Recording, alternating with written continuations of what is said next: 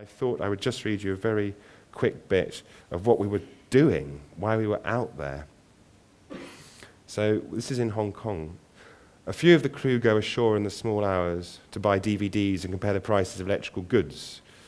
We have 4, and then there was a typhoon and we picked up everybody else's stuff.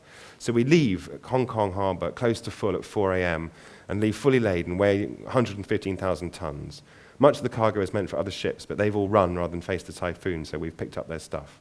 We have 4 cylindrical 40-foot tanks in the bow, labelled super heavy, danger, benzyl, alcohol, made in India, destination Los Angeles. Soren says we have a lot of frozen shrimp in the reefers, close to 1,000 tons. Quite a prawn cocktail. The manifest, which the company releases months later, says America has ordered, and this is just one ship, 600 tons of televisions and phones from Hong Kong, along with 300 tons of computers, 20 tons of clocks and watches, 95 tons of books and magazines, 14 tons of batteries, 16 tons of parts for cars and bikes. American families will inspect 400 tons of handbags, wallets and school bags and wash with 10 tons of soap. American children will play with 500 tons of toys. American aesthetes may make a distinction between art, antiques, collector's pieces and bric-a-brac, but we do not, lumping 3 tons of them together in one 40-foot container. For Mexico, we had 17 tons of computers and 100 tons of electronics to be transshipped in Los Angeles. The load of the night is 4 tons of aircraft, spacecraft and parts thereof, made in India, most likely for an aircraft manufacturer, but just possibly for NASA.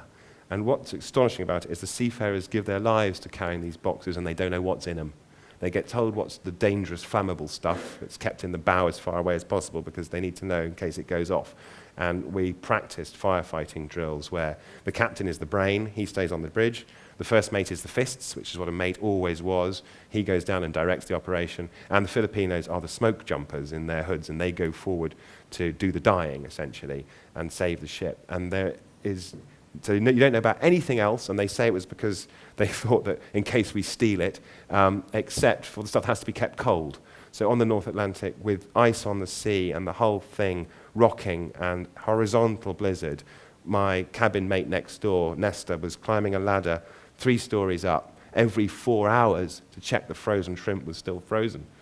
So, if you order Thai prawns, as we did this evening, make sure you eat all of them, because most of them have travelled much better than we have. And the same thing goes for milk. I mean, we were carrying milk that had been pulled out of cows in Argentina, shipped to Antwerp, so that's a long way across the South Atlantic, and then was now being transshipped back to Canada in the middle of the winter. So that milk was better travelled than most people I know. Milk! And it's not because they don't have cows in Canada, It actually makes sense economically for us to rear chickens in Denmark, send them to China to be filleted, and then bring the fillets back to eat. And when you ask why, they said because the freight rates are so low. So that was the other side of this, was it revealed that the world that we live in, as if we didn't know it, has no controlling mind. There's no sensible person at the top making decisions.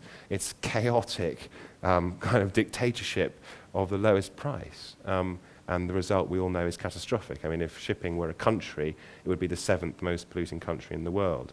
And they don't like it. They don't like it any more than we do. But what are they going to do? And this is why they allowed me to write the book, they said, was because they said, we are globalization. Without us, it doesn't happen.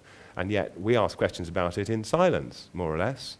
There's no interaction really between land and sea. So that's kind of what I've been doing, is roaming around like the ancient mariner and giving these wild-eyed talks to kind and attentive people like you. So thank you very much.